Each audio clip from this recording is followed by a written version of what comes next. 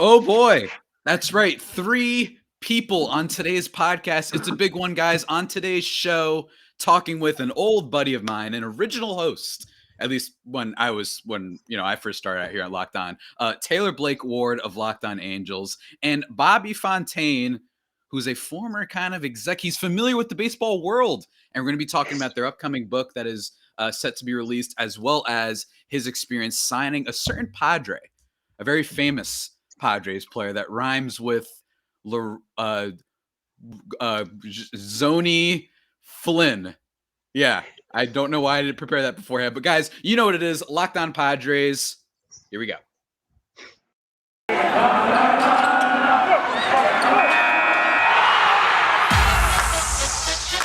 You are Locked On Padres, your daily San Diego Padres podcast. Part of the Locked On Podcast Network, your team every day.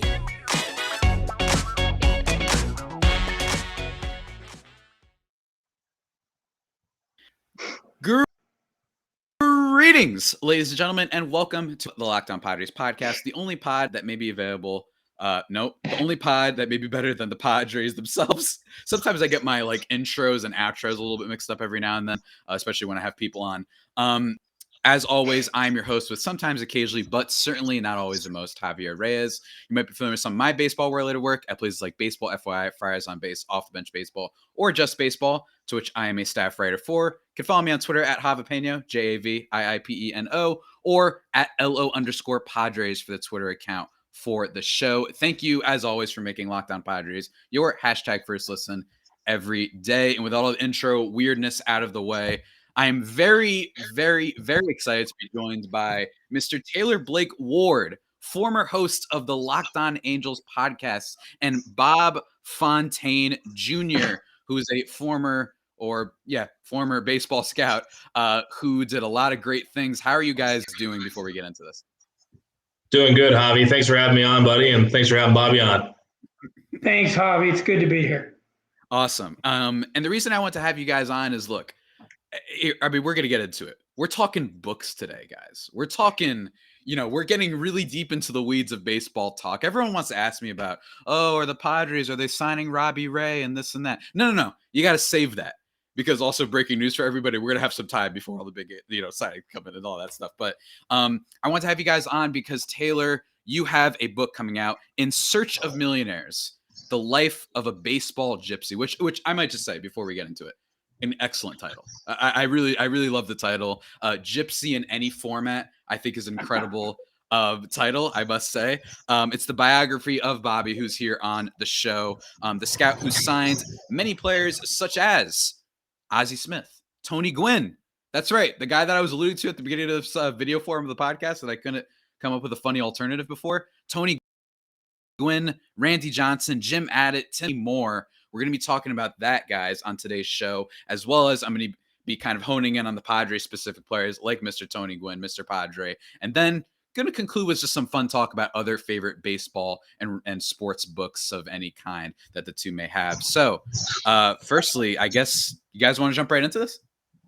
Yeah, Bobby, I'll start. It's In Search of Millionaires, Life of a Baseball Gypsy. It's a project that Bobby's been working on for a long time, and finally it was late October we were able to release the book. It's available now, and we're really excited to have it out. And like you said, Life of a Baseball Gypsy, that's the starting chapter, and that's Bobby. Bobby came up with the title, the works, and it was a great project to work on. It was really fun talking with Bob during all this and being able to do it and document his life. It's really cool. And I'll let Bobby take the rest. I mean, this is really his book, and it's remarkable just to be a part of it. Well, excuse me. Thank you, Taylor. I appreciate it. And of course, I appreciate all the hard work you put into it. You think you remember things that happened 50 years ago, but they're not always quite the way you remember it. And Taylor has done a great job fact checking it and asking a lot of questions, which made me think even more in depth than what was trying to be said. This was something that a friend of mine that scouted for many years recommended to me. He did magazine articles about his life in baseball, and he wanted his kids to know what he had done. And I thought about that a lot. As you get older, you feel very guilty about the things you've missed in your kids' lives. Even though they've been great about it and understanding and stuff, you realize maybe they weren't. And I thought it was important. If only 5 people liked the book, it was important it was my 5 kids. I wanted them to understand why I missed so much of their life, and they were always so great about understanding. And then as getting into the process, the veteran traditional scout is leaving the game at an alarming rate for a bunch of different reasons. And another friend said, you need to document what it was like to be one of these guys while we're still around. So that's basically what was behind it. Taylor and I got together, it's been a couple of years now, and just tried to redo the thing, put it in order, and acknowledge as many people that gave their life for this game, and to also give my kids a vision into what it was like for a high school graduate. I'm not going to say college, high school graduate like myself, be able to support a life for them. That's awesome. And but like before I dive deeper into the weeds of this thing, like how exactly did you two combine your magical powers? How did you Voltron this? How did you guys specifically come together and kind of put together this whole thing? What was that whole process like? Because I mean, the idea of writing a book, the idea of thinking about what to write for a book alone seems like incredibly intimidating. So kind of just break that all down for us. Just to kind of start on that is we had a mutual friend, Tim Mead, who was president of the Baseball Hall of Fame for a little while just recently. And Bobby got to work with him when he was with the Angels, and I got to work with him. He was a PR guy for the Angels when I was covering the team. And Tim sent me a text, said, I've got a friend, he's a scout, and you got to meet him. He's got a project. That's all I knew was a project is what he had for me. And I said, sure. I said, I'd love to. And we met at a coffee shop in my hometown. And it was supposed to be, 20, 30-minute conversation that lasted a couple hours that we were talking about, hey, we know this guy. We know this guy. This is the direction baseball is going based on our views. And we had differing views at times, but it never, it was pretty similar. And Bobby told me about this book and said, look, if you want to do this, I'm more than happy to have you be the guy. And this is my version of the story. I don't know how Bobby's going to say here, but, just coming away from that meeting, I said, absolutely, this is something I want to do. Your stories are so interesting to me and intriguing to me. And it wasn't even about the guys that I grew up watching, Tony Gwynn and Jim Abbott, Tim Salmon, Darren Erstad. It wasn't even about that. It's about, we're talking about a guy that shows up to the ballpark in the Dominican drunk and gets wheelbarrowed out of the ballpark because he's so drunk. And it's stories like that really just drew me in and made Bobby so interesting. And it's really built a friendship. And Bobby, that's like I said, that's my side of the story. I don't know about Bobby. No, I agree with you, Taylor. I think I knew right away his love and interest in this. And even though he's grown up in the more analytical age of baseball, he had a real interest and knowledge of the way things were for 125 years. Mm-hmm. And it was fun for me because to go back over this stuff and to explain to Taylor exactly what I was trying to say, it made me feel good that, yeah, this is something that I really want to do. And he did a wonderful job putting it together, and it's finally happened. That's awesome. That's awesome. And I think that, you guys bring up a good point, like just the analytical era of baseball.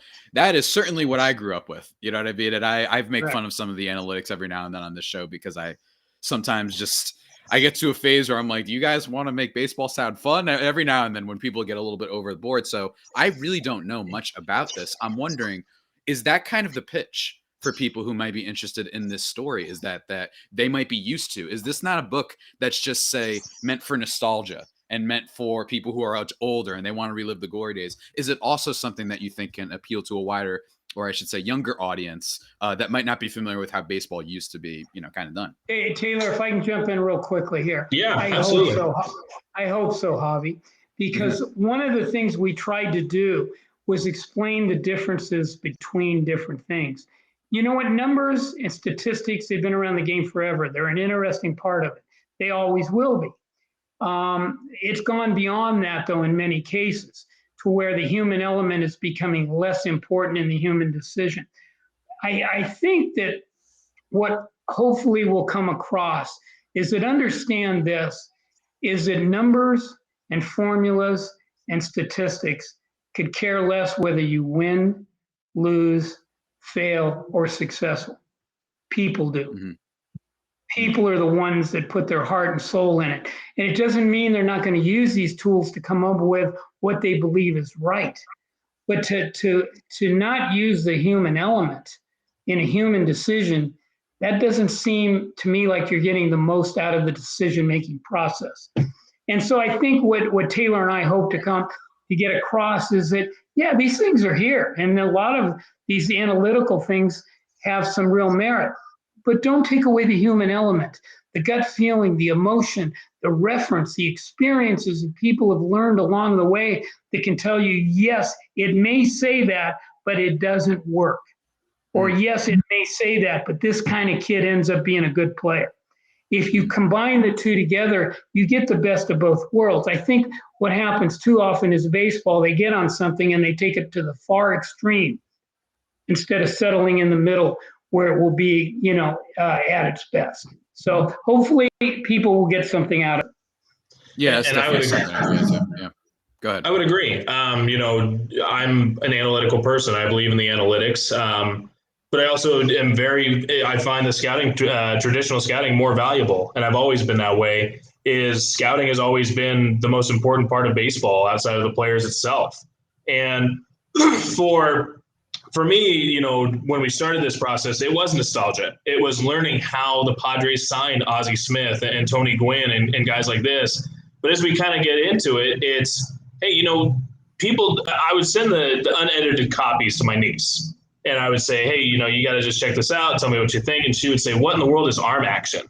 And what in the world is, extension? And so Bobby and I went into kind of going into the degrees of some scouting terms. It's not a scouting for dummies kind of book, but it's also something that I think you can learn about traditional scouting. And like I said, analytical person who still believes in traditional scouting, going through this project, sitting there saying, man, this makes so much more sense scientifically. And it's like numbers are scientific, but scientifically, scouting is so much more accurate than it would be for a number to identify something. So, yes, I'm a numbers guy. But scouting side, as you go through this book, you are going to gain something from it, from a scouting side, whether it be you don't know what arm action is or you do. We talk about how there's going to be general managers that read this book, and there's going to be people like my niece who dabble in baseball who are going to learn something. So absolutely, you're going to find something. I wouldn't say it's necessarily a war of attrition between the two. As Bobby noted, there's always a middle ground to be had, and I think that middle ground is lost in baseball right now and needs to come back or needs to be the focus of coming back, and a lot of teams are doing well with that. But yeah, no, definitely something that's very intriguing in the book. I don't know about sales pitch on it, but definitely something that is a high focus on this in this project. Awesome. I definitely relate to that. I think that oftentimes the games have to be played, do they not? If all we did was numbers, then I don't know, just go into the coding app on your MacBook. You know what I mean? All these type of things. I find it really fascinating. Always. The dichotomy between these two things, even if in baseball especially, can it get a little bit maddening for sure, but I find it very interesting, and especially would love to hear Bob's perspective, and I imagine many others would. But I also want to hear about your guys' perspective on a couple other things, including Padres-centric players, because this is, after all, the Locked On Padres podcast, obviously. You guys see the background. If you don't see us right now, that means you're not watching the YouTube. Go check that out, Locked On Padres on YouTube. But before we get into that, let me just quickly take a second to talk about something that is also something that I'm fascinated in, all right? Look, Taylor, I love Thanksgiving. Like, I don't know if I've told you this before. I love it.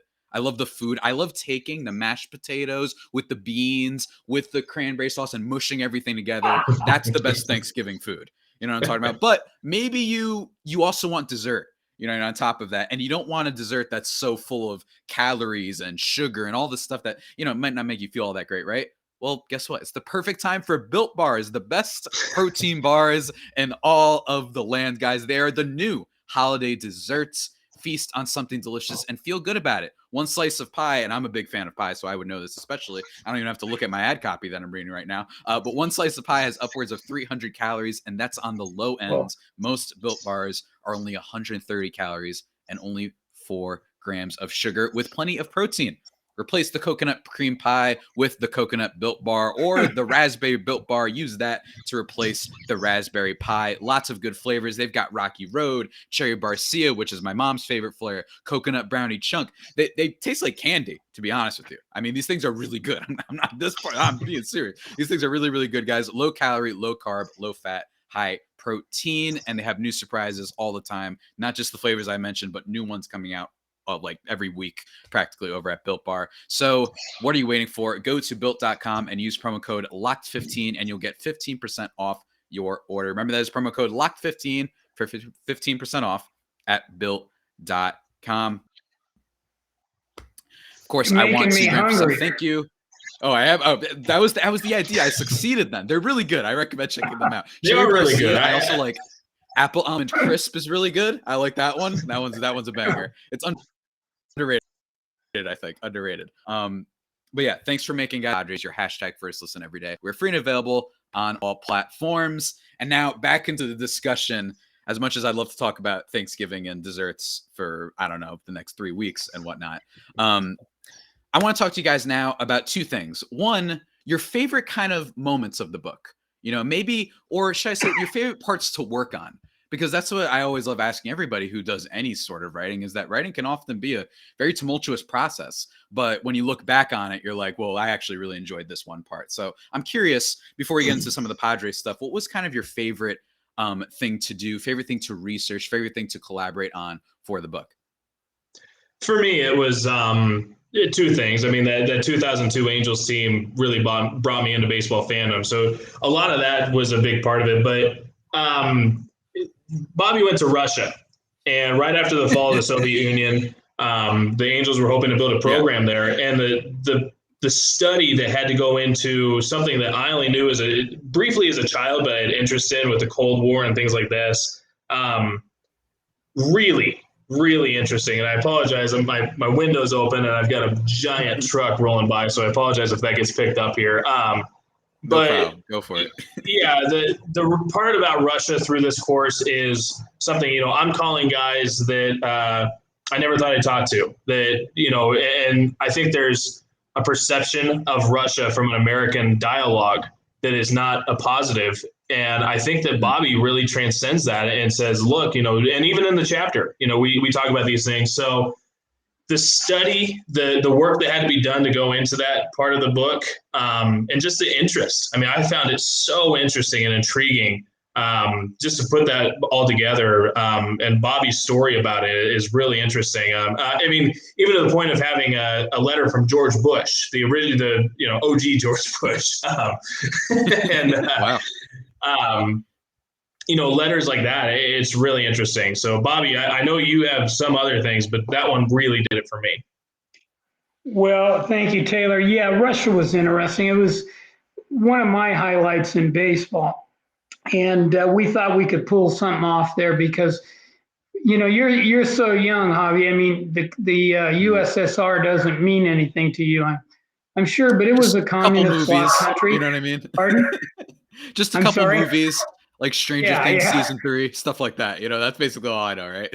Well, their excellence in sports was almost unmatched. Mm-hmm. And so we thought, well, if we could get in there, maybe we could get a hold in there. And I grew up in the Cold War. I grew up with Russians hating Americans, Americans hating Russians. And when it finally came time to go over there, and you found out, hey, they were just like us. They were great people. They were 2 governments that didn't get along. But they were great people, and they wanted what we wanted. And so to see 3 kids come over from the Soviet Union, who had been our enemy for so long, be on a baseball field with their Angel teammates in the rookie league, it was more than just a baseball thrill for me. It was a thrill and something I didn't know that I'd ever see because of the divisions in the world. And like Taylor said, there were a lot of stories that went with this. You'd never imagine doing it today, Well, if you did, you'd have cell phones and everybody knew where you were all the time. I'm running around Russia with no cell phone. Nobody knows where the heck I am. I don't know where I am. And looking for players, it was good. And I'm going to say I enjoyed every chapter, but I think to be able to reminisce about my father was something that meant a lot to me, because obviously he was the one that got me in the game, but he grew up in a very, very important time in baseball history, and the way he got in the game and the way he was brought up, it was a proud moment for our family. So I would say those two. That was really great. That was very wholesome. That made my heart. I feel great. I feel great just hearing that. And that's the thing I feel about all of this stuff. I agree 100% on the Russia stuff, and I think that part, I would argue, is the thing that made me most interested in this whole discussion that we've been talking about. That makes me want to get the book right now. I love when people talk about baseball internationally, especially in places that we don't think of. I think that we talk about Japan a lot.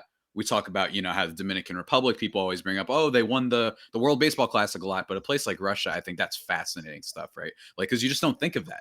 You think of hockey. You know what I mean? You think of all the other Olympic sports. Basketball, yeah. And basketball. And something, even with all that, we have an entire part of the book. It's a chapter, but it's about 6 chapters within a chapter, is the international stories. And it's about Bobby going to the Dominican and Mexico and Japan. I mean, for kind of to relate to the newer audience and even the Padres especially, is Bobby was there seeing Yu Darvish in high school.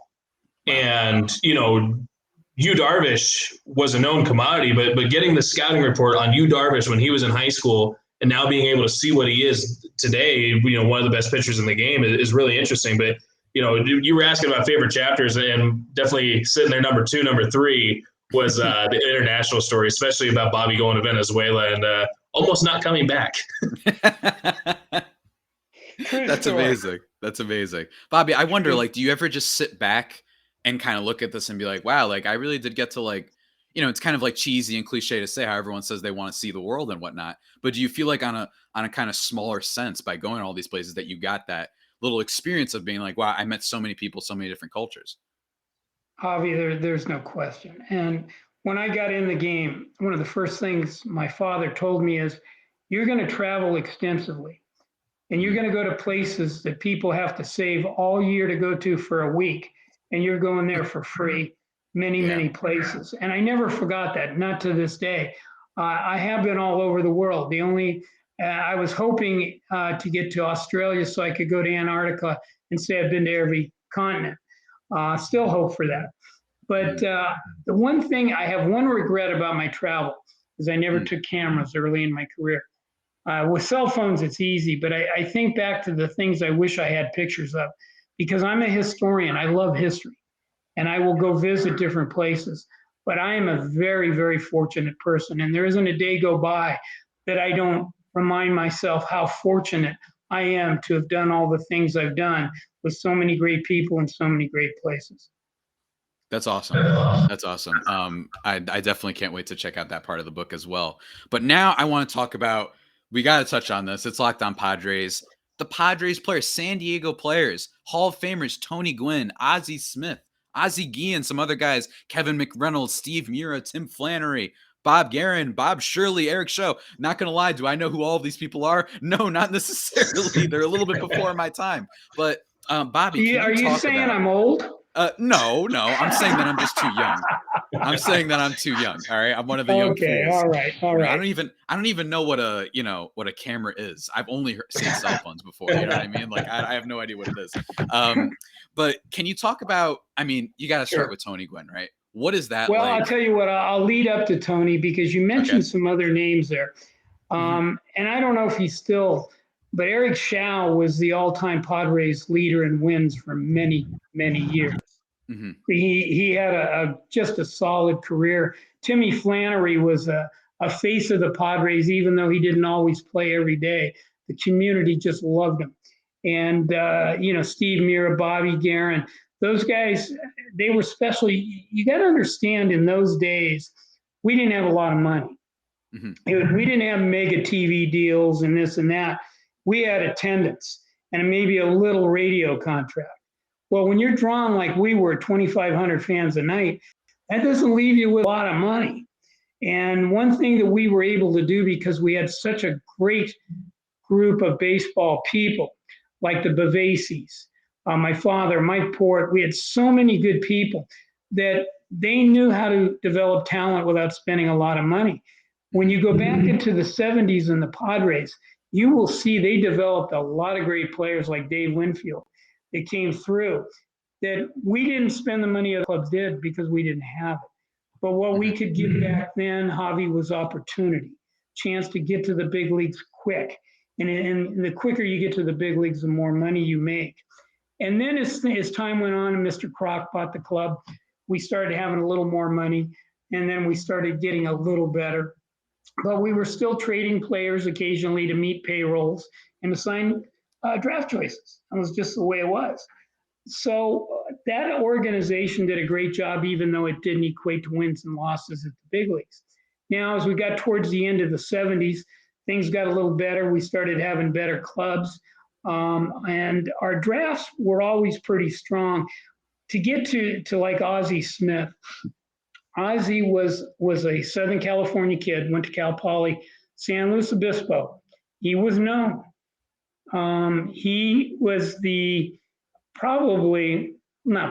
he's the best young defensive infielder I've ever seen. By far the quickest feet. I mean, he moved just so fast and his arm was so fast that even though he wasn't a great runner or had great arm strength, he could steal 50 bases in the big leagues. He could throw out the worst runner or the best runner in the major leagues by a foot. It didn't matter. He had that kind of ability. And everybody saw a lot of Ozzie. And the big question was, is he going to hit enough? Mm-hmm. Well, you know what? If everybody knew he was going to sign that year with us and go to the big leagues the first day next year, he'd have been the first pick in the first round signed. But Ozzie always thought he could hit. He believed he could hit, and he was such a great athlete that you believed that he would. And it just happened a lot quicker than anybody else. A great kid. You know, the one thing about Ozzie and Tony, if you look back at their career and see any clips, they always had a smile on their face. Yeah. They loved being on the ball field. They knew they were good, and they loved being there and playing the game. And Ozzie did that his whole career. He was doing backflips all the time. He loved the game. And then when the year we got Tony was the year I was scouting director in 1981. I was a scouting director 20 years. That was my best one ever. Because we got Kevin McReynolds, who you mentioned, who was a 5-tool player, played in a couple World Series. We got, obviously, Tony. We got John Kruk. We got Ozzie Guillen. I mean, this scouting staff was unbelievable. They were veterans. They'd been together a long time, and they knew what they were doing. They were able to put players on a list in a position where you had a good chance to get them in the draft. And when it came to Tony played at San Diego State, was a basketball player, drafted by the Clippers. And a lot of people thought he might try to play basketball first. He hadn't played as much baseball, so he was refining his skills. We saw a lot of him because he played in San Diego. Between myself, Jack McKeown, who went out there a lot. Jack was general manager, an excellent evaluator. Bob Miller, an excellent evaluator. Cliff Ditto, Gary Sutherland, who scouted for us, former major leaguer. We had all kinds of looks on this kid. And Jim Dietz, the coach there, helped us out a lot. And the biggest thing was, where would we be able to get Tony in the draft? And I told the guys, I says, you guys better figure this out. And they did. We got him in the third round. There was some talk, maybe the fourth. That would have been stretching it. So when you look at that draft and you see McReynolds and you see Gwynn and Bill Long pitched 6 years as a starter, John Kruk, Ozzie Guillen, I say, oh my gosh. That's, I didn't know at the time it would be the best one I was ever associated with. But all those guys I mentioned did a great job. Yeah, that's what I was just about to ask. Like, when you have Ozzie, when you have Tony Gwynn, the people want me to ask, I bet they're like, did you know? Like, did you know, like, in that moment or whatever? Or was it more like, to get really nerdy, was it like Albus Dumbledore meeting Voldemort for the first time as a kid? And it's like, yeah, I knew he was special, but I didn't know he would be the most powerful, like, wizard of all time. And that's what's so interesting about all this. Yeah, that's a great question, Taylor. No, it's a great question, because number one, you have to know what you're looking for, but number two, you got to have some luck. Are you kidding me? And are you going to tell me that you get Ozzie Smith in the 4th round, Tony Gwynn in the 3rd round, Randy Johnson in the 2nd round, and you knew they were going to be what they were going to be?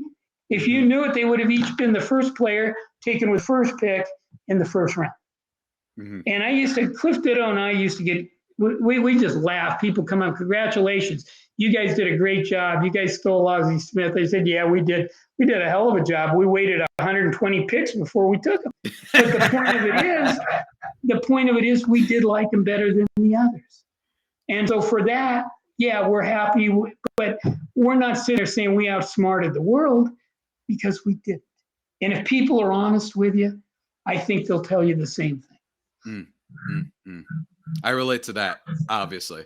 I too have made very important draft picks in my fantasy football league before that have amounted to great. Shout out Cooper Kupp. You are the best. But guys, now I want to talk about, before we kind of close things out, I want to talk about just baseball and sports books in general.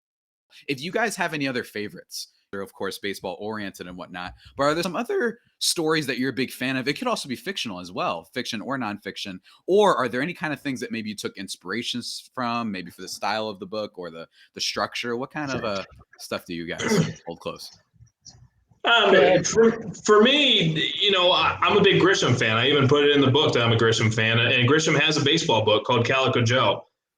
So the gravitas that John Grisham has was really kind of my focus. And baseball and John Grisham, I feel like a lot of baseball people are fans of John Grisham, but they don't always go hand in hand. You don't want law and baseball to work together all the time. But realistically, future value, Eric Longenhagen and Kylie McDaniel, and just reading through what they put together for a new fan of baseball trying to learn the modern game. I took a lot of that from what they had and kind of established a style there. And then right near, I don't know if Bobby knows this or not, but right near the end, when we were finishing editing, I was in the middle of reading Jurassic Park by Michael Crichton.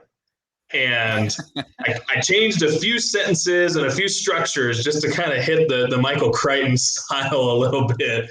But future value, Calico Joe, those are my two baseball books. There's obviously many others, but those are the two that I really focus on. There was a guy that used to write kids sports books. I want to say his name was Christopher something.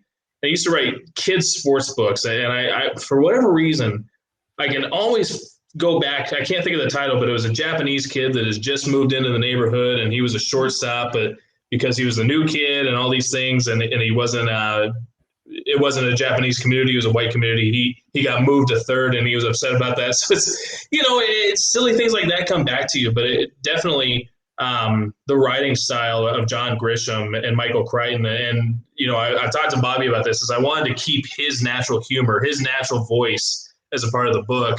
And a way that I kind of was able to view that is, it sounds silly, but Brad Paisley is my favorite musician, and the honesty of his songs. If she tells me to give up fishing, I have to give up fishing, or I have to give up my wife, and screw it, I'm going to miss her. And that's kind of Bobby's humor. So I wanted to keep that honesty as a part of it. So as weird as it is, John Grisham and Brad Paisley had a very big influence on this book. It's awesome. I love that. I share the Grisham with Taylor. When I buy his book, I can't put it down until it's done. He's a great author, but there are two baseball books, and you're gonna say what? Because I don't read a lot of sports books. I was always one when I was home to try to divorce my lifestyle from the families, because I didn't want them to get obsessed with what I did. But there were two books, and it might sound corny. The first one was Bang the Drum Slowly. Now, it came out as a movie. But when you read this book, I think it epitomizes how friendships can come from the strangest places in baseball. You've got this guy, the star pitcher, and this backup catcher who aren't really friendly, and the backup catcher gets sick. Next thing you know, the pitcher's taking care of him. And it made you feel good about that's the kind of things that happen in baseball. Granted, it's a fictional book, but it shows things that I've seen. You know, how people that aren't necessarily the closest friends can come together to help. And the other one was 8 Men Out. The reason for that, well, number one, I worked for the White Sox twice. But, you know, those guys were great players. They didn't have a lot of money. And the things that they did, it just interests me. And when I worked in Chicago, at lunchtime, I'd go up to the press room at Comiskey because they fed us for free. And I used to look every day at who was Joe Jackson's contract on the wall. And I just thought back, wow. And you know, so many of those guys didn't get a dime or whatever. What they did was wrong, obviously, but it fascinated me. And I would have to say those 2 books. Those are great choices. I don't find them all that weird, to be honest, either. I mean, my favorite sports book ever is like The Boy Who Saves Baseball by John Ritter, because believe it or not, I don't actually read too many sports books either. I don't even remember the last one I did read. Maybe I got this Carmelo Anthony book recently, but from my dad, for some reason out of nowhere. He just got it for me. He's half Puerto Rican, so, you know, I guess I'm required to be a fan and whatnot. But guys, this has been a really, really great discussion. I've had a blast. Before we kind of, you know, wind things down, I want to once again thank you for making Locked On Padres your first listen every day. Again, free and available on all platforms. Also, I want to give you guys a shout for what should be your second listen, Locked On Bets, your daily one-stop shop for all your gambling needs. Locked On Bets, hosted by your boy Q, with expert analysis and insight from Lee Sterling. Before we officially close things out, guys, any other last things you want to plug? Anything else you got going on? Maybe you got a Twitter plug? And I imagine, of course, most importantly, tell people where you can get the book. Yeah. In Search of Millionaires, The Life of a Baseball Gypsy. You can find it through the publisher's site, iuniverse.com. It's in the bookstore. You can find it on Amazon, Barnes & Noble. If you want to send it to us, like Young Jun Yoon did, so we can sign it and send it back to Korea. This is kind of cool. We had someone send us a copy of the book so we could sign it, and we're going to send it back to Korea, which is really cool. You're more than welcome to do that. Best way to get a hold of me is through Twitter at Taylor Blake Ward. And Bobby, whatever you got, buddy. Well, that was good, Taylor. And Javier, I just want to personally thank you for having us here. You know, I have 2 homes in baseball. One where I started in San Diego for many years, and the one where I spent most of my years at in California with the Angels. And so anytime to be able to talk with anybody from San Diego, it's a real pleasure. And I thank you. Awesome. I appreciate that so much. I will say, though, to break the facade for anybody who doesn't know this yet, I'm actually not from San Diego, for the record. I'm from New Jersey, but still. No, but what your show is. and the bars you're pushing are, so I... Yeah, of course. Look, and that just shows the generational thing, the fact that I'm a fan of a team that is quite literally on the opposite end of the country that I currently reside in. Maybe that's just a generational thing. I don't know. But again, guys, it's been so much fun. And with that all being said, that about does it for today's edition of the Locked On Padres podcast, the only pod that may be better than the Padres themselves. Remember to subscribe wherever you get your podcasts from. Follow Taylor on Twitter. Check out the book. I know I will be for sure. Maybe it sounds like a cozy read. Dare I say that's something for the cozy kind of wintry season? I feel like that would do really good, especially for the off season, since, let's be honest, guys, off season baseball, the news doesn't exactly come out that quickly. You know what I mean? It doesn't always come. Until next time, stay safe, and of course, stay faithful. My Friar Faithful homies, take care.